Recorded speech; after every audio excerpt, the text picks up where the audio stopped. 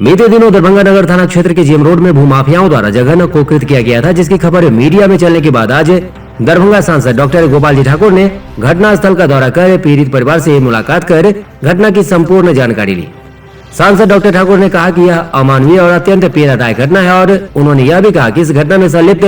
किसी भी लोगों को किसी भी सूरत में बख्शा नहीं जाएगा, चाहे वह कोई भी हो। सांसद ने सख्त लहजे में कहा कि दरभंगा में अपराधी के लिए कोई जगह नहीं है।